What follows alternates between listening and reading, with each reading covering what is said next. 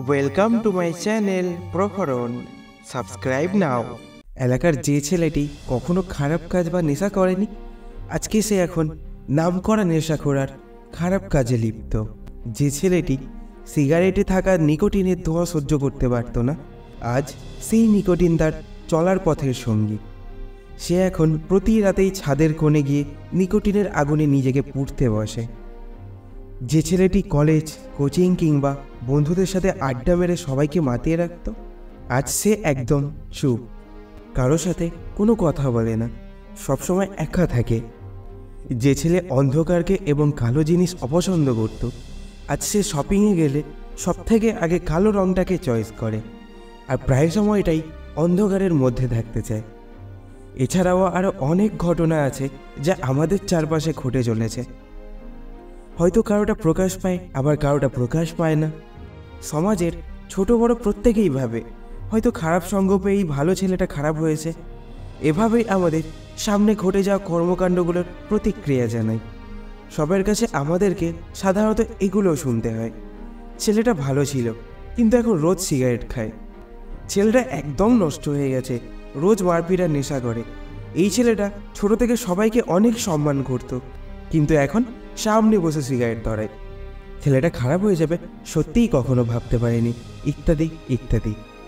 আমরা ভেবে থাকি এসব ছেলেগুলো এভাবে নষ্ট হওয়া আর বিগড়ে যাওয়ার পিছনে খারাপ সঙ্গ একমাত্র দায়ী, কিন্তু কখনো কি জানতে চেয়েছি বা চেয়েছেন তাদের এই খারাপ হওয়ার পিছনের কারণটা, কিসের জন্য তারা এই পথে আসতে বাধ্য হয়েছে? মনে রাখবেন, একটা ছেলে শুধু খারাপ সঙ্গ পেয়ে নেশার জগতে পা দেয় না, এর পিছনে জড়িয়ে থাকে পারিবারিক সমস্যা অথবা কাছের মানুষের দেওয়া কষ্ট আর অবহেলা।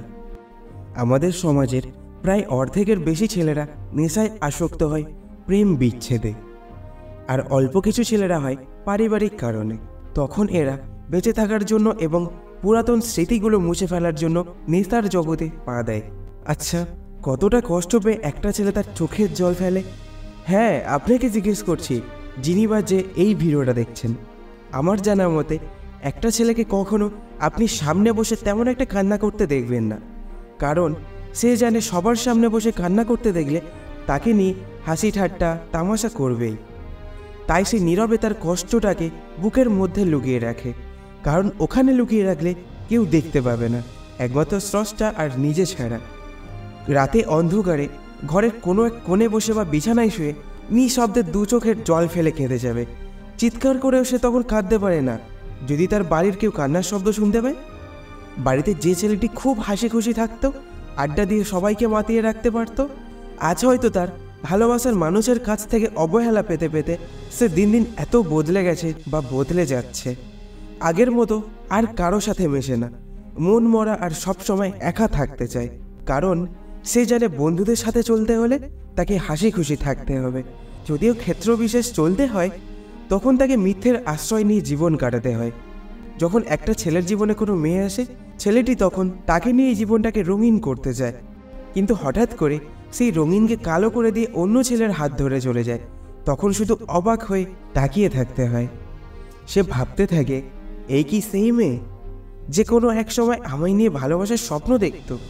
আপনি যদি একটা ছেলের একদম কাছের বা ভালোবাসার মানুষ হয়ে তাকে কষ্ট দিতে চান বা তাকে কাঁদাতে চান, তাহলে তাকে কোনো ভরা জনসম্মুখে এনে চড় মারুন, তাকে বেশি করে গালাগালি করুন বা তাকে অপমান করুন, দেখবেন নীরবে কোনো প্রতিবাদ না করে আপনার সামনে থেকে মাথা নিচু করে চলে যাবে। তবুও একটিবারের জন্যেও সে কাঁদবে না।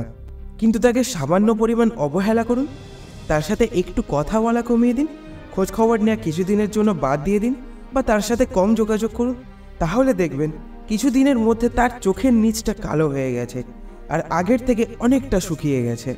কারণ সারা রাত কেঁদে নির্ঘুমে কাটানো রাত আর ঠিকভাবে নিয়মিত না খাওয়ার ফলে এই অবস্থা তার। ছেলেরা অনেক কিছু সহ্য করতে পারে, কিন্তু কাছের মানুষদের অবহেলা সহ্য করতে পারে না। একটা ছেলের সাজানো জীবনকে এলোমেলো করে দিতে তার ভালোবাসার মানুষের অল্প অবহেলাই যথেষ্ট। ছাদে বসে নীল আকাশকে দেখতে থাকা ছেলেটিও কোনো এক সময় রাতের আধারে ছাদের কোনো এক কোণে বসে কানে হেডফোন লাগিয়ে দুঃখের গান শোনে আর চোখের জল ফেলে আর তারা গুনতে থাকে, আর নিজের বুকটাকে একের পর এক সিগারেটের ধোঁয়ায় পোড়াতে থাকে। বাড়ির ছেলের কোনো এক সময় পছন্দ ছিল নীল আর লাল, কিন্তু এখন তার পছন্দের রং বদলে গিয়েছে। সে এখন আর নীল আর লাল রঙের কিছু পরে না, কারণ ওটা ছিল তার পুরনো ভালোবাসার মানুষেরও পছন্দ। তাই আজ এসব বাদ দিয়ে তার একমাত্র পছন্দ রং হলো কালো। একটা ছেলে যে কখনো অন্ধকারে থাকতে পারতো না, সবসময় বন্ধুদের সাথে বাইরে ঘোরাঘুরি করত, কিন্তু সময়ের পরিবর্তনে সে এখন অন্ধকারকে নিজের আপন করে নিয়েছে। সে এখন দিনের বেশিরভাগ সময়টাও অন্ধকার রুমেই কাটিয়ে দেয়, তবুও বাইরে বের হয় না। একটা ছেলে কখনোই চায় না খারাপ হতে, কিন্তু আমাদের সমাজ, পরিবেশ আর পরিস্থিতি তাকে খারাপের দিকে টেনে নিয়ে যায়। 10টা খারাপ ছেলের সাথে চলতে গিয়ে একটা ভালো ছেলেও কোনো এক সময় খারাপ হয়ে যায়। আবার 10টা ভালো ছেলের সাথে একটা খারাপ ছেলে চললে একসময় নেশা করা ছেড়ে দিয়ে সে ভালোও হয়ে যায়। সবশেষে সেই সকল কাছের বা ভালোবাসার মানুষদের একটাই কথা বলবো যে কোনো ছেলেকে ভালোবাসলে তাকে মন দিয়ে ভালোবাসবেন। কোনো প্রকার ছলনা বা মিথ্যের আশ্রয় না নিয়ে ভালোবাসুন। দেখবেন সে আগের থেকে আরও দ্রুত ভালো কিছু করার জন্য এগিয়ে যাবে। আর তাকে যদি আপনি নাই ভালোবাসেন, তাহলে দয়া করে তার সাজানো সুন্দর ভবিষ্যৎটাকে নষ্ট করে দেবেন না, কারণ আপনার একটু একটু করে দেওয়া অবহেলার কষ্ট একটা ছেলের স্বপ্নগুলো মাটিতে মিশিয়ে দিতে পারে যে কোনো মুহূর্তে। একটা ছেলে খারাপ হলে তার পরিবারের সদস্যরা, বিশেষ করে মা আর বাবা, বড্ড অসহায় হয়ে পড়ে। তখন সমাজে তাদের মুখ দেখাতে কতটুকু কষ্ট পেতে হয় তা হয়তো আপনি অথবা আমি জানি না, আর বুঝতেও পারি না। কোনো এক সময় পরে যখন আপনি আমি কোনো সন্তানের বাবা মা হব, তখন এর উপলব্ধি করতে পারবো। তো আজকের ভিডিওটা এই পর্যন্ত, দেখা হচ্ছে পরের ভিডিওতে। ভিডিওটা একটুও ভালো লেগে থাকলে একটা লাইক এবং আপনাদের মতামত কমেন্টে অবশ্যই জানাবেন, এবং এরকম ভালো ভালো ভিডিও পেতে চ্যানেলটিকে সাবস্ক্রাইব করতে ভুলবেন না। তো সম্পূর্ণ ভিডিওটা দেখার জন্য আপনাদেরকে জানাই অনেক অনেক ধন্যবাদ। ভালো থাকুন, সুস্থ থাকুন।